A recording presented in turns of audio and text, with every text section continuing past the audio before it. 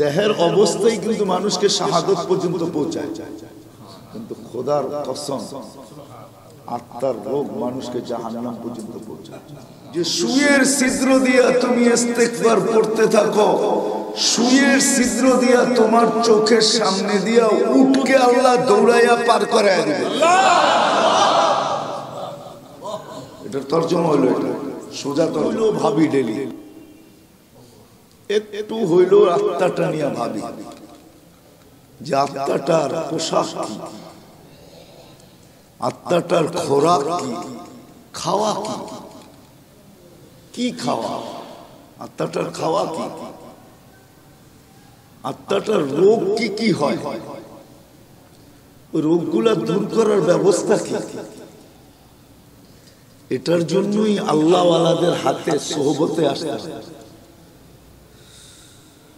যেমন কিছু লোক বাংলাদেশে আছে যারা পার্সোনাল ডাক্তার রাখছে, পার্সোনাল ডাক্তার কি, পার্সোনাল ডাক্তার, হ্যাঁ পার্সোনাল ডাক্তার আছে, প্রধানমন্ত্রীর পার্সোনাল ডাক্তার আছে, প্রেসিডেন্টের পার্সোনাল ডাক্তার আছে। প্রত্যেকটা জিনিস ডাক্তার আগে দেখে তারপরে উনি খায়, উনি ব্যবহার করে, ডাক্তার না দেখে না।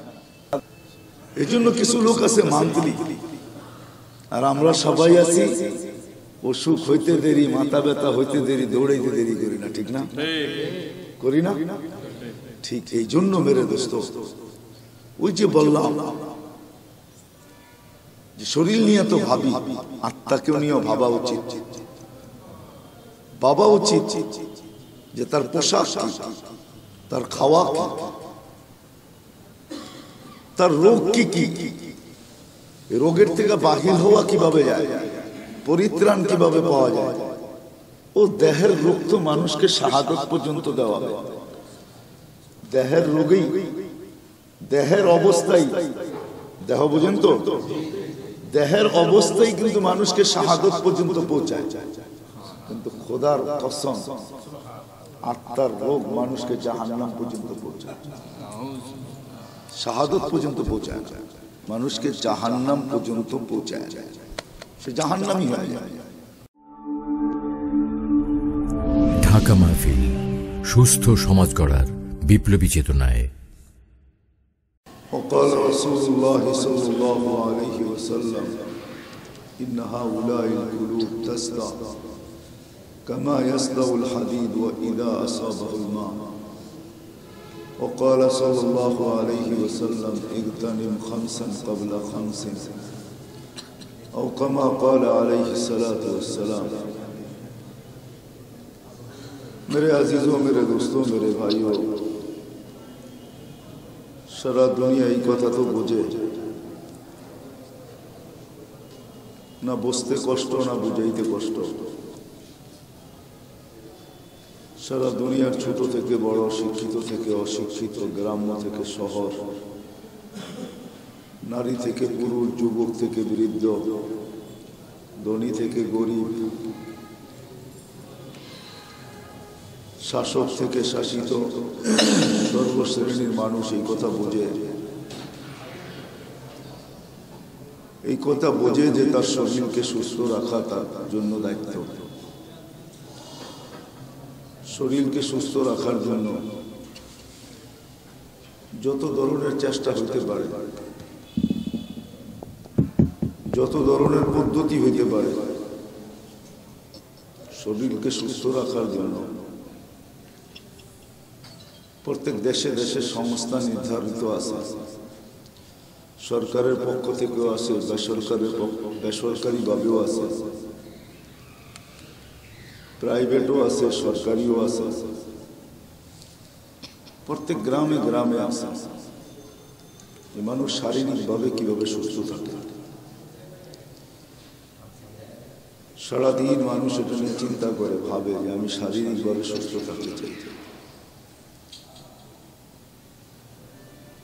কিন্তু প্রত্যেকের শরীরই কিন্তু একদিন শরীরকে ছেড়া দেবে, শরীরকে বিদায় জানায় সে চলে যাবে, আর এটি সত্য। এই জন্য মুর্দা যখন দাফন করে তো একটা কথা বলতে বলতে দাফন করে, আর এটাই সুন্নত, এটাই নিয়ম। যখন নিচে রাখে তো বলতে থাকে মিনহা খালাকনাকুম ওয়া ফিহা নুঈদুকুম ওয়া মিনহা নুখরিজুকুম তারাতান উখরা। তোমার সৃষ্টি এটার ভিতর থেকে, মাটির থেকেই তোমার সৃষ্টি, বিদায় তোমাকে মাটির কোলেই ফিরিয়ে দেয়। আবার আল্লাহ যেদিন চাবে আবার তোমাকে মাটির থেকে পুনরুত্থান করবে, পুনর্জীবিত করবে। এই দোয়া পড়েই কিন্তু এই আয়াত বলতে বলতেই কবরে লাশকেও রাখা হয়, সবাইকেও পড়তে বলা হয়। তো যেটা আমি বুঝাইতে চাইতেছি যে আমরা সর্বশ্রেণীর মানুষ দেহের সুস্থতা নিয়ে, শারীরিক সুস্থতা নিয়ে সবাই সবসময় চিন্তিত। একটু মাথা ব্যথা হলেই ছুটা যাই ফার্মেসিতে, যা ব্যক্ত করি যে মাথাটা ব্যথা করতেছে, মাথাটা এটার জন্য কি ট্যাবলেট খাওয়া যায়। এই জন্য গ্রাম থেকে শহর পর্যন্ত, মুফাসসল থেকে রাজধানী পর্যন্ত প্রত্যেক শ্রেণীর মানুষ এটা নিয়ে সোচ্চার, 24 ঘন্টা সজাগ, এক মুহূর্তের জন্য গাফেল না, উদাসীন না। 24 ঘন্টা সবাই চিন্তা করতেছে, ভাবতেছে যে দেহটাকে কি করে সুস্থ রাখা যায়। কিন্তু মেরে আজিজও, একদিন কিন্তু আমার দেহটা আমাকে ছেড়া দেবে, বা আমি দেহটাকে ছেড়া বাহির হয়ে যাব। আমার ভিতরে যেটা আছে আত্মা, যেটা আসলেই আমি, দেহটা কিন্তু আমি না। শরীরের কাপড়টা যেরকম আমার, আমি না। আমার কথা বোঝেন? শরীরের কাপড়টা হলো আমার, আমি না, ঠিক না? ঠিকই দেহটা হলো আমার, আমি না। শরীরের কাপড়টা যেরকম আমার, আমি না, সেই দেহটাও হলো আমার, আমি না। আমি তো ভিতরে আত্মাটা, এটা একদিন আমাদেরকে ছেড়া চলে যাবে। আত্মাটা একদিন এই দেহটাকে ছেড়া চলে যাবে। আর দেহটা মাটির থেকে তৈরি, বিদায় তাকে মাটির কোলেই শোয়ায় দেওয়া হবে। কিন্তু এই দেহটা নিয়ে আমরা 24 ঘন্টা সজাগ, 24 ঘন্টা সবাই দেহটা নিয়ে সজাগ, দেহটা নিয়ে ভাবি, চিন্তা করি, ফিকির করি, ভাবতে থাকি। এর 19 থেকে 20 হইলেই, বা 20-এর থেকে 19 হইলেই আমার ছুটাছুটি শুরু হয়ে যায়। আমি ছুটতে থাকি, শুধু একা ছুটি না, কয়েকজনকে সাথে নিয়েও ছুটি। কখনো দেখা যায় পুরো ফ্যামিলি ছুটতেছে, কখনো দেখা যায় পুরো পরিবার ছুটতেছে, কখনো দেখা যায় পুরা বংশ ছুটতেছে, কখনো দেখা যায় পুরো একটা সমাজ ছুটতেছে। কিন্তু উচিত ছিল, কসম খোদার উচিত ছিল আমাদের এই দেহটাকে যে ধরে রাখছে আত্মা, আমাদের চিন্তা করা উচিত ছিল, আমাদের চিন্তা করা উচিত ছিল, বাবা উচিত ছিল, আমাদের চিন্তা করা উচিত ছিল, আমাদের বাবা উচিত ছিল। যতটুক শরীরের জন্য ভাবি, দেহটার জন্য ভাবি, এর 100 ভাগের 10 ভাগও যদি ভাবতাম, 100 ভাগের 10 ভাগও যদি আমরা ভাবতাম আমাদের আত্মাটা নিয়ে, আত্মার রোগ নিয়ে, আত্মার খাদ্য নিয়ে। যেরকম দেহটার ভাবনা অনেক সাইট আছে, দেহটার ভাবনার সাইট আছে, তাকে কি পোশাক দিয়া ঢাকবো, এটা একটা সাইট, ঠিক না? আমার কথা বোঝেন? এটাও কিন্তু একটা সাইট। কোন পোশাকটা দিয়া তাকে ঢাকবো, কিরকম পোশাক, কতটুক দামি পোশাক, তার পরিমাপ কতটুকু, দেহটাকে আমরা পোশাক দিয়া ঢাকি, এটা একটা সাইট। এই জন্য প্রতি বৎসরই নতুন 2-4 সেট কাপড় হয়। শীত আসতে দেরি, বিভিন্ন ধরনের শীতের কাপড় কিনতে দেরি হয় না, বাজার গরম হইতে থাকে, ঠিক না? ঈদ আসে তো বাজার গরম হয়ে যায়। এটা হলো দেহের একটা সাইড, পোশাকের সাইড। এটা ডাকবো কি দিয়া? আরেকটা সাইড হইলো এটাকে খাওয়াবো কি? ডেলি কি খাওয়াইলে, ডেলি কি খাওয়াইলে এটা সুস্থ থাকবে, এটা সবল থাকবে, এটা সুন্দর থাকবে। ডেলি কি খাওয়াইলে এটা সুন্দর থাকবে, এটা সবল থাকবে, এটা নাদুস নুদুস থাকবে, এটা খুব ভালো থাকবে। এই জন্য খাদ্য একটা সাইড, এটা নিয়েও সারাদিন ভাবি যে তাকে কি খাওয়াইতে হবে। আমার কথা বুঝে আসছে? তাকে কি খাওয়াইতে হবে, এটা হলো দ্বিতীয় সাইড, দেহের দ্বিতীয় সাইড। নোট করে রাখেন, ভালো কাজে দিবে। একটা হলো তার পোশাকের সাইড, এটাকে কোন কাপড় দিয়া ঢাকবো। আরেকটা হলো খাদ্যের সাইড, এটাকে কোন খাওয়া খাওয়াবো, কোন খাওয়া খাওয়াইলে এটা সুস্থ থাকবে দেহটা। এটাও কিন্তু একটা সাইড, ঠিক না? এটা নিয়েও আমরা ভাবি। হ্যাঁ, সবাই সব খাওয়া খায় না, সবাই সব হোটেলে ঢুকে না, সবাই সব জিনিস কিনে না, ঠিক না? হ্যাঁ, সবার মেনু ভিন্ন ভিন্ন। দেহকে কি খাওয়াবে, এরকম আরো অনেকগুলো সাইড আছে। এটাকে রাখবো কোথায়, দেহটাকে রাখবো কোথায়, কেমন ঘর হওয়া চাই, অনেকগুলো সাইড আছে দেহটার জন্য। আর আমরা সবগুলা সাইড নিয়ে ভাবি, এরকম কোন সাইড দেহের নাই, এরকম দেহের কোনো বিষয় নাই যেটা নিয়ে আমরা না ভাবি। কিন্তু আমার প্রশ্ন এটা না, আমার প্রশ্ন হলো যে আমাদের বাবা উচিত ছিল যে দেহটাকে তো একদিন ছেড়া আমিও চলে যাব, আমার আত্মাও চলে যাবে। দেহটা কিন্তু আমার পোশাক, আমি না। আবারও বলতেছি, আমার কাপড়টা যেরকম আমি না, আমার দেহটাও কিন্তু আমি না, এটা আমার। এটাকে আমি বাবা ভুল হবে। কাপড়টাকে যেরকম আমি ভাবা যায় না, এটা আমার কাপড়, ঠিক এই দেহটা, শরীরটা, এটা আমি না, এটা আমি ভাবাটা ভুল হবে। যেই আমি ভাববে সে ভুলের শিকার হয়ে যাবে। যারাই ভাবছে আমি,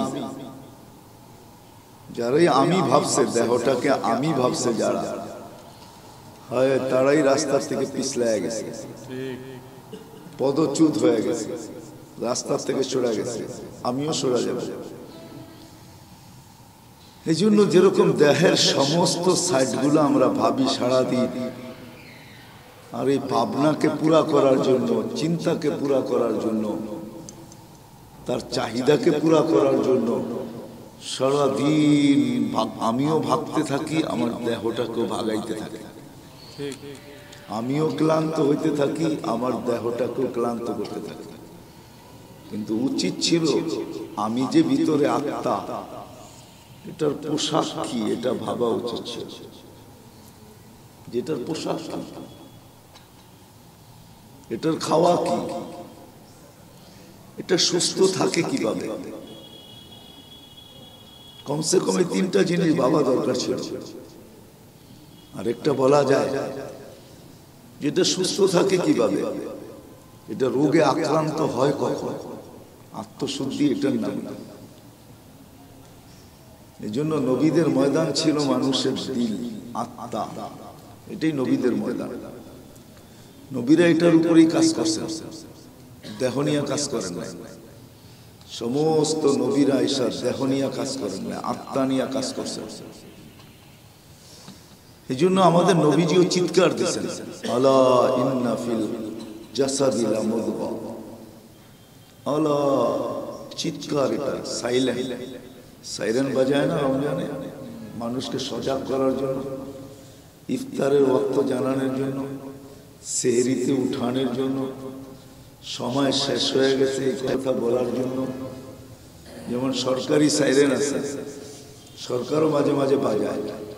ট্রেন যখন দুর্ঘটনার কবলে পড়ে তখন কিন্তু পুরো কমলাপুরকে কাঁপায় ফেলে, সাইরেন বাজায়, সব আমলাদেরকে সজাগ করে যে ট্রেন কিন্তু দুর্ঘটনার শিকার হয়ে গেছে। এরকম রাষ্ট্রীয়ভাবে সাইরেন আছে, সরকার বাজায়, সবাইকে সতর্ক করে। আল্লাহ রসুলও চিৎকার দিতেছে, আওয়াজ দিতেছে, সাইরেন বাজাইতেছে, আলা ইন্না ফিল জাসাদি লামুদগা। ও মানুষ, তুমি দেহটা নিয়ে যেরকম সোচ্চার, এর 100 ভাগের 10 ভাগও যদি হইতাম আত্মাটা নিয়ে, যে আত্মার খাওয়া কি, আত্মার পোশাক কি, আত্মা কখনো সুস্থ হয়, এর সুস্থতার জন্য কি করতে হয়, এটা যদি ভাবতাম। মেরে আজিজও বুঝতেছেন কি বুঝতেছেন না জানি না, আমরা বুঝানেরই দায়িত্ব রাখি শুধু।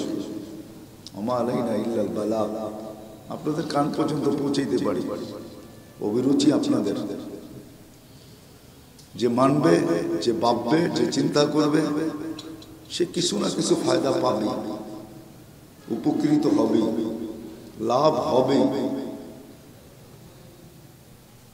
লাভ হবে। আর যে ভাববে না, চিন্তা করবে না, সমসাময়িক মনে করা, প্রচলিত প্রথা মনে করা, কথাগুলো কানের ভিতরে ঢুকাবে না, দিলের কান দিয়ে শুনবে না, মাথার উপর দিয়ে চলে যাবে,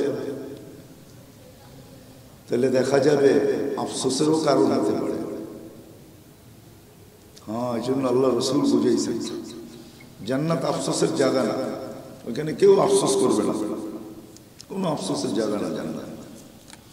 কিন্তু হ্যাঁ, আল্লাহ রসুল বলছে ইল্লা আলা সাআতিন মাররাত বিগাইরি যিকরিল্লাহ লা ইয়াতাহাসসার আহলুল জান্নাহ ইল্লা আলা সাআতিন মাররাত বিগাইরি যিকরিল্লাহ। হ্যাঁ, কিছু মুহূর্ত, কিছু সময়, কিছু বৈঠক, বৈঠক বোঝেন, বসা, কিছু মজমা, কিছু আলোচনা, কিছু চিন্তা, কিছু ভাবনা তাকে জান্নাতে যাওয়ার পরেও ব্যথিত করবে, দুঃখ দিবে, ভাবাবে যে হায় সময়গুলোকে কেন। যেমন এক হাদিসে আছে, আজকে আমরা দোয়া কবুল হওয়ার জন্য পাগলের মতো চোখের পানি ঝরাই, আল্লাহ কবুল হয় না কেন? ঠিক না? হ্যাঁ, যে দোয়াগুলো কবুল হয় না, ওগুলা কবুল হয় না এরকম না, হয়তো এই মুহূর্তে দেওয়া হয় না, পরে দেওয়া হবে, কবুল হয়েছে, এরকম কোন দোয়া নাই মুসলমানের যে কবুল হয় না। সব দোয়া কবুল হয়, কিন্তু এই মুহূর্তে দেওয়া হয় না, এই জায়গায় দেওয়া হয় না, এই সময় দেওয়া হয় না, এই দুনিয়ায় দেওয়া হয় না, এটি পরে দেওয়া হবে। যখন দিবে আখেরাতে, তখন সবাই চিৎকার দিয়া বলবে হায়, একটা দোয়াও যদি কবুল না হতো, সবগুলা যদি আজকে পাইতাম। এটা কিন্তু বলবে, এটা হাদিসের শব্দ, বলবে। যেরকম দোয়া নিয়ে আফসোস করবে, এরকম আমি যে বললাম কিছু মজলিস নিয়েও আফসোস করবে, মুহূর্ত নিয়েও আফসোস করবে, কিছু ভাবনা নিয়েও আফসোস করবে, কিছু চিন্তা নিয়েও আফসোস করবে, কিছু বৈঠক নিয়েও আফসোস করবে, কিছু আলোচনা নিয়েও আফসোস করবে। এই জন্য আমরা চাই, আল্লাহও চান, রাসূলও চান, আমরাও চাই, আমরা কেউ আফসোসের শিকার না। দুনিয়াতেই যেন আমরা ভাবতে শিখি। এই জন্য আমি বারবার বলতেছি, দেহ নিয়ে যেরকম আমরা সারাদিন ভাবি, তার পোশাক নিয়ে ভাবি, তার খাদ্য নিয়ে ভাবি, তার রোগ নিয়ে ভাবি, তার সুস্থতা নিয়ে ভাবি, তার রাখার জায়গা, থাকার জায়গা নিয়ে ভাবি, এমনকি তার চলার সওয়ারি নিয়ে, আরোহণ নিয়ে ভাবি, প্রত্যেকটা সাইড নিয়ে কিন্তু আমরা ভাবি। আর শুধু ভাবি না, এটা পুরা হোক, এটার জন্য নিজেও দৌড়াই, দেহটাকেও দৌড়াই, নিজেও খাটি, দেহটাকেও খাটাই।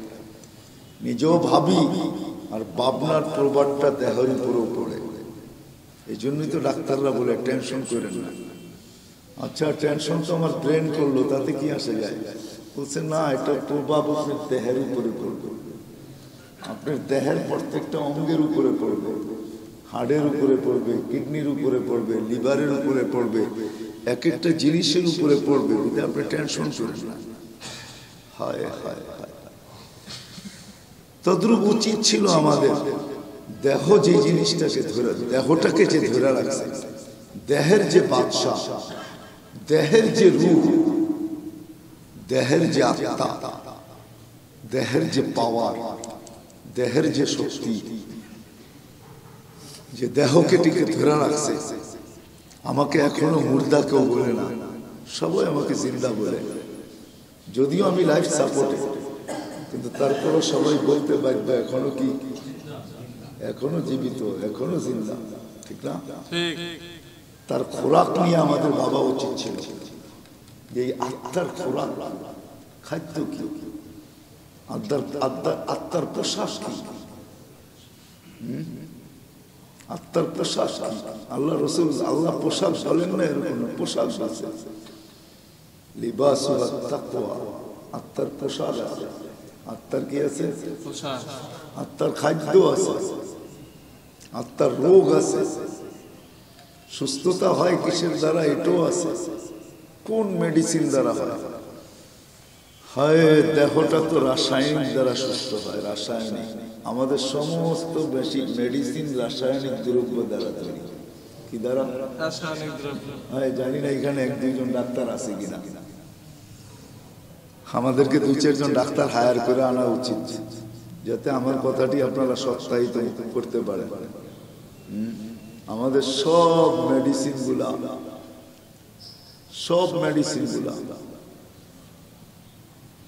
আমাদের যত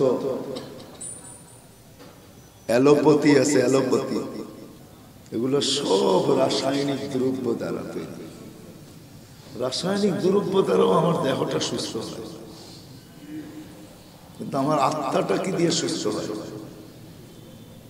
আত্মার লেবাস কি? আত্মার খোরাক কি?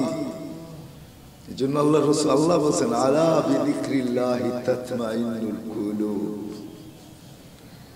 হ্যাঁ, আত্মার খোরাক আছে, আত্মার খোরাক, আত্মার পোশাক আছে। লিবাসু তাকওয়া, আত্মার পোশাক তাকওয়া, আত্মার লেবাস আছে, আত্মার খাওয়া আছে। আত্মা আবার অসুস্থ হয়। এই জন্য তো হাদিস বলছে, আল্লাহ রসুল বলছে, কোরআন বলছে, কাল্লা বাল রানা আলা কুলুবিহিম, কাল্লা বাল রানা আলা কুলুবিহিম। শোনো শোনো, তোমার আত্মারও রোগ হয়, ঝং ধরে। রোগ হইতে হইতে আত্মাকে ঝঙে ধরে ফেলে। আবার হাদিস দিয়া, এই আয়াতের তরজমা হাদিস দিয়া বুঝাইছে, ইন্না হাউলাইল কুলুব তাসদা, এই দিলগুলা তাসদা, এই দিলগুলা কিন্তু ঝং ধরে। কামা ইয়াসদাউল হাদিদ ইদা আসাবাহুল মা, লোহাকে যেরকম পানি ঝং ধরায় ফেলে, রোগও তোমাদের দিলগুলাকে, আত্মাটাকে ঝং ধরায় ফেলে। আত্মার রোগও আছে, আত্মার খোরাকও আছে, আত্মার লেবাসও আছে। রোগ, আবার রোগের ধরনও আছে। আমাদের শরীরের যেরকম রোগের ধরন আছে, হায় হায়, ক্যান্সার, নো অ্যান্সার, ঠিক না? আমাদের রোগের ধরন কি? সবচেয়ে বড় রোগ কি? ক্যান্সার। এখন করোনা, ঠিক না? এখন কি? করোনা। Cancer, no answer. আত্মারও এরকম রোগ আছে যেটার অ্যান্সার নেই। ইন্নাল্লাহা লা ইয়াগফিরু আন ইউশরিকা বিহি ওয়া ইয়াগফিরু মা দুনা যালিকা লিমান ইয়াশা। আল্লাহ বলছে, শিরক মাফ করব না। এটা ক্যান্সার, এটার কোনো অ্যান্সার নেই। এটার কোনো কি নাই? অ্যান্সার নাই। শিরক, বিদআত, ইন্নাল্লাহা লা ইয়াকবিলু সাহিবা বিদআতিন সারফান ওয়ালা আদলা। বেদাত, যার ফরজ নফল কিচ্ছু কবুল হয় না। রোগ আছে, এক একটা রোগের ধরন আছে। হায় হায়, দুনিয়ার শরীরের রোগের তো অ্যান্সার নাই, কিন্তু আত্মার রোগের অ্যান্সার আছে। আত্মার রোগের অ্যান্সার আছে।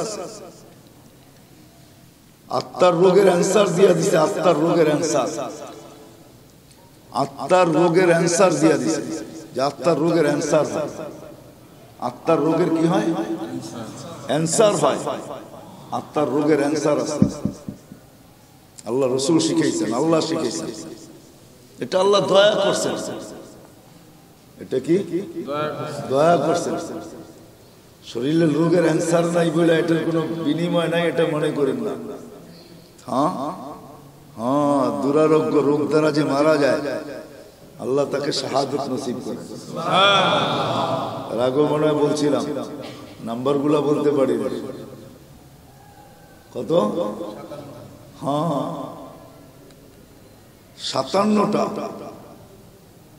57টা শহীদের স্তর হইল 57টা। কয়টা? 57 প্রকার শহীদ। এই উম্মতের জন্য, অন্য উম্মতের জন্য না। হায় হায়, আমি যে কেমনে বুঝাবো। এই উম্মতকে আল্লাহ বাঁচাইতে চান, এই জন্য আল্লাহ 57 প্রকার শাহাদত রাখছেন। যে উম্মত কোনো না কোনো ভাবে ঘুরতে ঘুরতে ঘুরতে ঘুরতে গোলপাক খাইতে খাইতে যেন শহীদ হয়ে মরতে পারে। এই জন্য 57 প্রকার রাখছেন শাহাদতের মওত। 57 প্রকার শাহাদতের মওত, 57 প্রকার।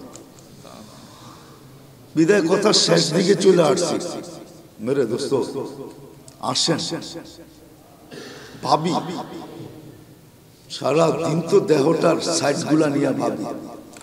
খাওয়াবো কি, পড়াবো কি, ঘুমাবো কোথায়, ঘুম পড়াবো কোথায়, চড়াবো কোন আরোহণে, ঠিক না? হাজারো ভাবনা এই দেহটা নিয়ে। আসেন একটু হইলেও ভাবি, ডেলি একটু হইলেও আত্মাটা নিয়ে ভাবি, যে আত্মাটার পোশাক কি, আত্মাটার খোরাক কি, খাওয়া কি, কি খাওয়া, আত্মাটার খাওয়া কি, আত্মাটার রোগ কি কি হয়, ওই রোগগুলা দূর করার ব্যবস্থা কি। এটার জন্যই আল্লাহ ওয়ালাদের হাতে সোহবতে আসতে হয়। যেমন কিছু লোক বাংলাদেশে আছে যারা পার্সোনাল ডাক্তার রাখছে। পার্সোনাল ডাক্তার কি? Personal doctor. হ্যাঁ, পার্সোনাল ডাক্তার আছে। প্রধানমন্ত্রীর পার্সোনাল ডাক্তার আছে, প্রেসিডেন্টের পার্সোনাল ডাক্তার আছে। প্রত্যেকটা জিনিস ডাক্তার আগে দেখে তারপরে উনি খায়, উনি ব্যবহার করে, ডাক্তার না দেখে না। পার্সোনাল। আবার অনেকজন আছে প্রতি মাসে সিরিয়াল দেওয়া আছে, প্রতি মাসে সে চেক আপ করে। এটা যে দূষণীয়, এটা আমি নিষেধ করতেছি না, এটাও সুন্নত। এটাও কি সুন্নত? সুন্নত। যদি সে নিয়ত করে তাহলে সুন্নতের সওয়াব পাবে। আল্লাহ রাসূল বলেছে, ইগতানিম খামসান ক্বাবলা খামসিন সিহহাতুকা ক্বাবলা হারামিকা। তোমার সুস্থতার মূল্যায়ন করো অসুস্থ হওয়ার আগে। বিদায় সুস্থ অবস্থায় চেক আপে থাকা, প্রতি মাসে 6 মাস বা 3 মাস অন্তর অন্তর নিজের চেক আপ করা, এটা সুন্নত। এটা কি সুন্নত মনে করা করা, সুন্নত মনে করা করা কি সুন্নত। আল্লাহ রাসূল বলেছে, সুস্থ অবস্থায় তুমি অসুস্থতাকে মূল্যায়ন করো, সতর্ক থাকো। এই জন্য কিছু লোক আছে মান্থলি, আর আমরা সবাই আছি অসুখ হইতে দেরি, মাথা ব্যথা হইতে দেরি, দৌড়াইতে দেরি করি না, ঠিক না? করি না? ঠিক এই জন্য মেরে দোস্ত, ওই যে বললাম যে শরীর নিয়ে তো ভাবি, আত্মাকেও নিয়ে ভাবা উচিত। ভাবা উচিত যে তার পোশাক কি, তার খাওয়া কি, তার রোগ কি কি, রোগের থেকে বাহির হওয়া কিভাবে যায়, পরিত্রাণ কিভাবে পাওয়া যায়। ও দেহের রোগ তো মানুষকে শাহাদত পর্যন্ত দেওয়া হয়। দেহের রোগেই, দেহের অবস্থায় দেহ বুঝেন তো, দেহের অবস্থায় কিন্তু মানুষকে শাহাদত পর্যন্ত পৌঁছায়, কিন্তু খোদার কসম আত্মার রোগ মানুষকে জাহান্নাম পর্যন্ত পৌঁছায়, শাহাদত পর্যন্ত পৌঁছায় না, মানুষকে জাহান্নাম পর্যন্ত পৌঁছায় যায়, সে জাহান্নামী হয়ে যায়, সে জাহান্নামী হয়ে যায়। এই জন্য নবীরা আয়েশা মানুষের আত্মার উপরে মেহনত করছেন, আল্লাহ রসুল আত্মার উপরে মেহনত করা সাহাবায়ে কেরামকে আত্মার সম্বন্ধে শিখাইছেন। এই জন্যই সোহবত দরকার, আল্লাহ ওয়ালাদের মজলিস দরকার, হক্কানি আলেমদের সঙ্গ দরকার, হক্কানি আলেমদের পিছে পিছে চলা দরকার। এরা ডাক্তার, ডাক্তারের ভিতরে ভিন্ন ভিন্ন আছে, শুধু ফার্মাসিউটিক্যাল পুরা ডাক্তার হয়ে গেছে এরকমও আছে, আমাদের মহল্লা গুলাতেই আছে। এরা ফার্মাসিউটিক্যাল পুরা কি হয়ে গেছে, ডাক্তার হয়ে গেছে, কিন্তু ফার্মেসি চালাইতে চালাইতে চালাইতে চালাইতে দীর্ঘ মেয়াদি চালানোর কারণে বিরাট একটা অভিজ্ঞতা তার ভিতরে আসছে। আবার কেউ আসছে এমবিবিএস, হক্কানি সাধারণ উলামা একরাম এরা এমবিবিএস এর মতো, এরা ফার্মাসিউটিক্যাল না, ফার্মাসিউটিক্যাল পুরা হয় না, এরা এমবিবিএস এর মতো, এরা এমবিবিএস এর মতো, এরা হলো এমবিবিএস। হক্কানি যত উলামা একরাম আছে এরা এমবিবিএস ডাক্তার মনে করেন। এই জন্য এদের সাথে সাথে চলা, এদের পিছে পিছে চলা, তারপরে হবে আস্তে আস্তে প্রফেসর।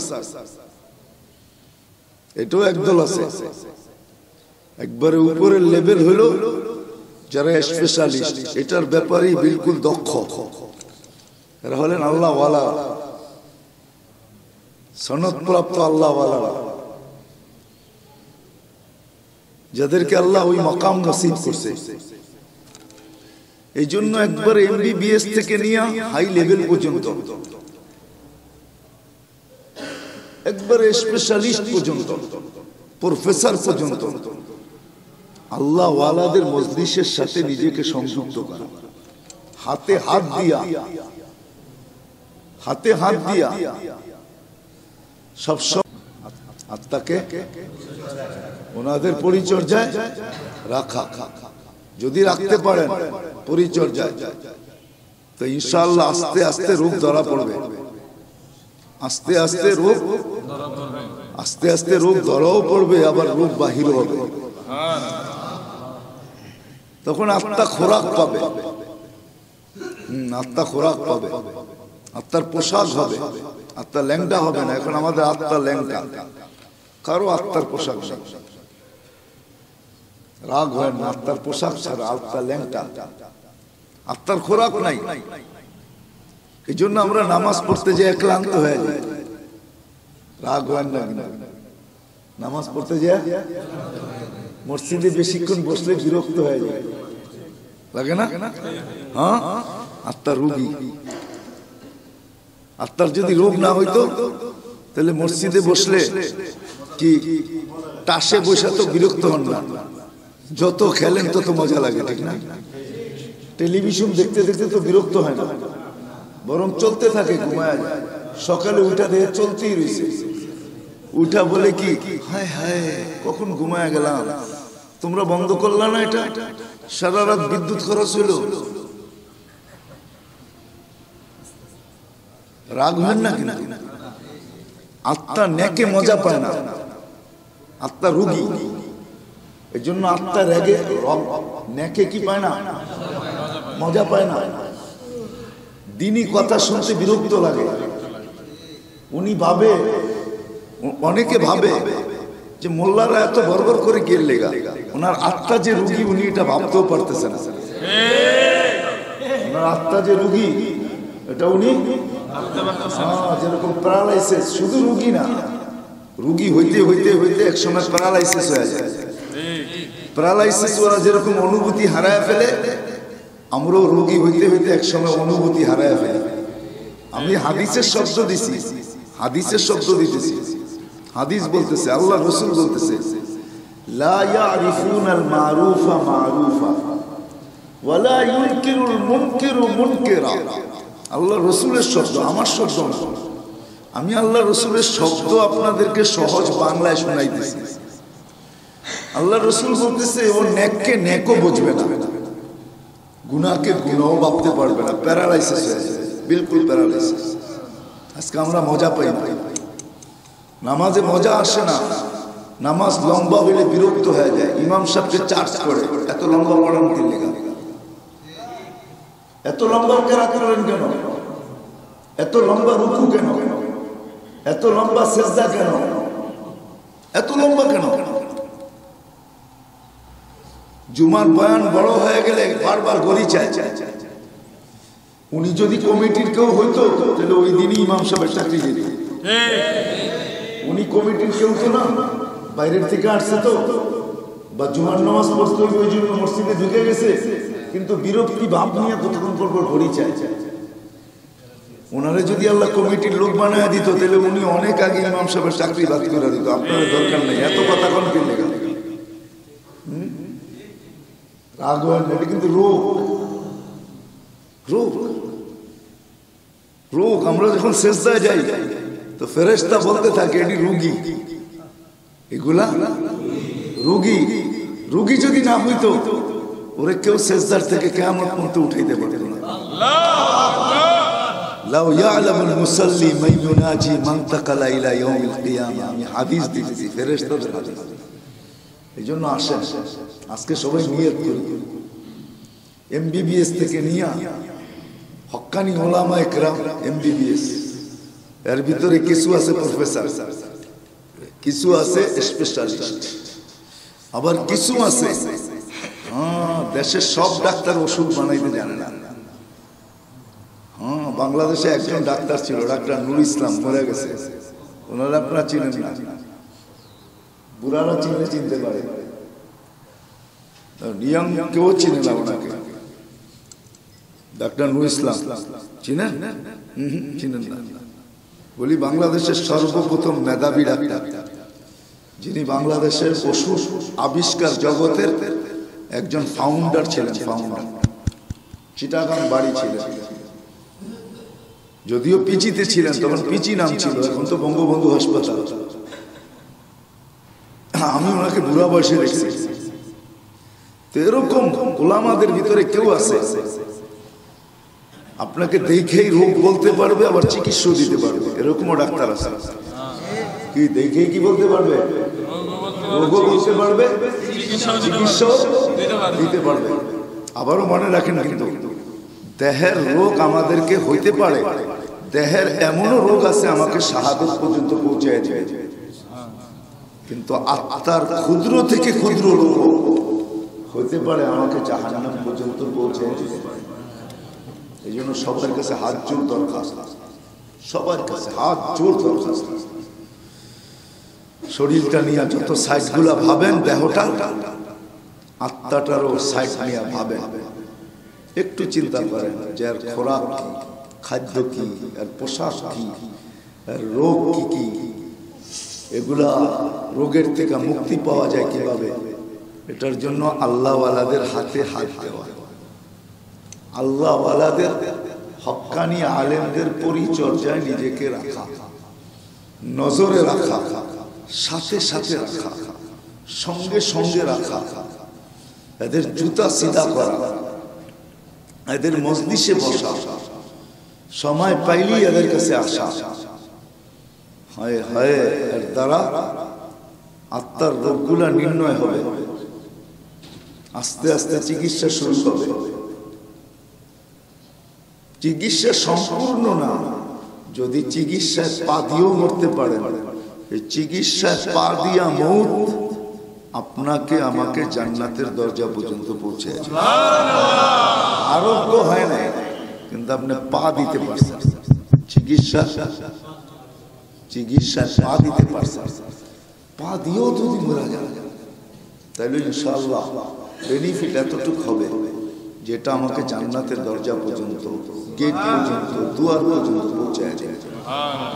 করবো তো ইনশাআল্লাহ, পাক্কা তো? আগামী মাসে কয় তারিখ? 28 তারিখ, ঠিক না? 28 তারিখ নিজেরও আসবো, অন্যদেরকেও নিয়ে আসবো ইনশাআল্লাহ। এশারের আগেই চলে আসবো, ঠিক আছে? হ্যাঁ, নবাববাড়িটা কত তারিখে? 21 ফেব্রুয়ারি। নবাববাড়ি তো 21 ফেব্রুয়ারি। সবাইকে দাওয়াত দিচ্ছেন, ওনারা বিরাট বড় আয়োজন করবেন ওই দিন। বিশেষভাবে ওলামাদেরকেও দাওয়াত দেওয়া হয়েছে ওই দিন 21 ফেব্রুয়ারি হিসাবে নবাববাড়ি মসজিদে। আর আমাদের হবে 28 ফেব্রুয়ারি। এইখানেও সবাইকে দাওয়াত দিয়ে নিয়ে আসি। আমরাও চাইতেছি ফেব্রুয়ারি মার্চ যখন, ওই হিসাবে এইখানেও বিরাট বড় একটা আয়োজন হোক। আপনারাও দোয়া করেন। হ্যাঁ, আল্লাহ তৌফিক দেখ। জাতির জন্য আমাদের করণীয় কিছু আছে, আর আমাদেরও তওবা করা উচিত। এই জন্য হাদিসে একটা শব্দ আছে, আল্লাহ রসুল হুকুম দিয়েছেন, মান লাজিমাল ইস্তিগফার, মান লাজিমাল ইস্তিগফার। শত ফায়দা আছে, শত ফায়দা, শত ফায়দা ইস্তিগফার। কিন্তু সবচেয়ে বড় ফায়দা, সবচেয়ে বড় ফায়দা, আমি একটা বাংলা শব্দ বলতেছি, মনে রাখবেন। এটা কিন্তু আপনাদের গ্রাম্য শব্দ, যে সদা সর্বদা ইস্তিগফারকে লাজিম করবে। যেখানে সুই চলবে না, আল্লাহ ওইখানে কুড়াল চালায়।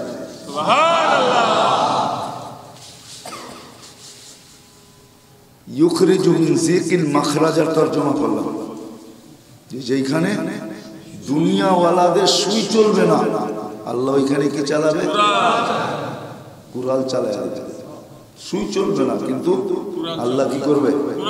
কুড়াল চালায়। শত ফায়দা আছে ইস্তিগফারে, এই জন্য অভ্যাস করে। আজকের সবক এটাই মনে করে যে সব সময় যখনই মনে ওঠে, বেশি লাগবে না, আস্তাগফিরুল্লাহ, আস্তাগফিরুল্লাহ, আস্তাগফিরুল্লাহ, আস্তাগফিরুল্লাহ, আস্তাগফিরুল্লাহ। শুদ্ধ শব্দ সহি করে নিয়েন, আস্তাগফিরুল্লাহ, আস্তাগফিরুল্লাহ। যখনই মনে ওঠে একবার হলেও পড়েন, যখনই মনে ওঠে। সারা দিনে 2-20 বার পড়েন, 2-20 বার পড়েন, 100 বার পড়েন সকালে, 100 বার বিকালে, বেশিও হওয়া চাই। আল্লাহ রসুল বলতেছেন যে আমি ডেলি 70 বারের উপরে ইস্তিগফার করি। 70 বারের উপরে করি মানে শেষ সীমানা বলেন নাই, মনে হয় 1000 বার পড়তেন, এর বেশিও পড়তেন। উনি পড়তেছে যার আগে পিছের মাসুম, শুধু মাসুম না, যিনি নিষ্পাপদের ইমাম, নিষ্পাপদের মাসুমিনদের ইমামুল মাসুমিন যাকে বলা হয়, উনি ইমাম। উনি বলতেছেন, এই মজলিসের সবক এটা, কিন্তু আজকে মনে রাখবেন, সারা দিনে যতবার মনে ওঠে ইস্তিগফার করতে থাকবে। আল্লাহ বলছে, শুনো, 100-র উপরে ফায়দা আছে ইস্তিগফারে। দেওয়া যাবে না, আমারই মুখস্থ নেই, আমি কোথেকে দিব? ওটা কিতাব আইনা পড়া পড়ে আপনাদেরকে শোনাইতে হবে। কিন্তু সবচেয়ে বড় ফায়দা যেটা, আল্লাহ বলেন দুনিয়াওয়ালারা যেখানে সুই না চালাইতে পারবে, আমি ইস্তিগফারের বদৌলতে, ইস্তিগফারের কারণে ওইখানে কুড়াল চালায়। শুধু কুড়াল না, আরেকটা শব্দ বুঝাইলে, বুঝলে হয়তো বুঝতে পারে। সুইয়ের ছিদ্র, ছিদ্র, উট, উট। যেরকম আমাদের দেমাগে আসবে না যে এই ছিদ্র দিয়ে উট যাবে কিভাবে, ঠিক না?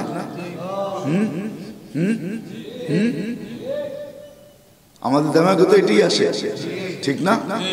এই হাদিসের তরজমা, এটাই হাদিসের, এটাই তরজমা, যে সুইয়ের ছিদ্র দিয়া তুমি ইস্তিগফার করতে থাকো, সুইয়ের ছিদ্র দিয়া তোমার চোখের সামনে দিয়া উটকে আল্লাহ দৌড়াইয়া পার করায় দিবে। এটার তর্জমা হলো এটা, সোজা তর্জমা করবেন তো ইনশাআল্লাহ। আল্লাহ আমাদের সবাইকে আমল করার তৌফিক আমিন। আল্লাহুম্মা সাল্লি ওয়া সাল্লিম ওয়া বারিক আলা হাবিবিকা মুহাম্মদ সালাতান ওয়া সালামান খালিদান মা খুলুদি দাইমান মা দাওয়ামিক লা মুনতাহা লাহু দুনা ইলমিক। মালিক, এই মজমা বড় আশা নিয়ে আসছে আল্লাহ, তরবিয়তের নিয়ত নিয়ে আসছে, তোমার মজলিসের, তোমার ইসলাহি মজলিসের নিয়ত নিয়ে আসছে আল্লাহ। মুসলে আপনি, মুসলে আপনি কোরআনে নিজেই চিৎকার দিয়া বলছেন আফা রাআইতাল্লাযীনা ইউযাক্কুনা আনফুসাহুম বালিল্লাহু ইউযাক্কি মান ইয়াশা। এই মজলা, এই মজমা তাজকিয়ায়ে নফসের আগ্রহ নিয়ে আসছে আর আপনি নিজেই বলতেছেন বালিল্লাহু ইউযাক্কি মান ইয়াশা।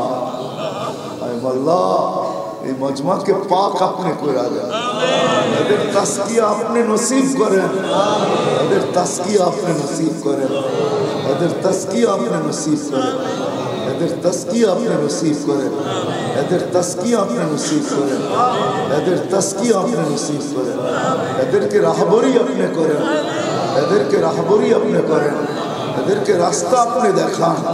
আয় আল্লাহ, আয় আল্লাহ, আয় আল্লাহ, আয় আল্লাহ, আয় আল্লাহ, আত্মার রোগ নিয়ে কবরে নিয়েন না, আত্মার রোগ সহ কবরে নিয়েন না। দেহের রোগ তো শাহাদত নসিব করবে, আত্মার রোগ তো জাহান্নাম পর্যন্ত পৌঁছায়। আল্লাহ, আত্মার রোগের থেকে আত্মার রোগী বানায় কবরে নিয়েন না, আত্মাকে পাক করে দেন, আত্মাকে পাক করে দেন। এটা তো আপনারই আমল, আপনার আমলকে আপনি কলুষিত করেন না, আপনি দাগদার করেন না, আপনি রুগী বানায়েন না। ও মালিক, ও মালিক, যা চাইলাম তাও দেন, যা চাইতে পারলাম না তাও দেন। সাল্লাল্লাহু তাআলা আলা খায়রি খালকি মুহাম্মাদ ওয়া আলিহি ওয়া সাহবিহি আজমাইন বিরহমাতিকা ইয়া আরহামার রাহিমিন। ঢাকা মাহফিল, সুস্থ সমাজ গড়ার বিপ্লবী চেতনায়।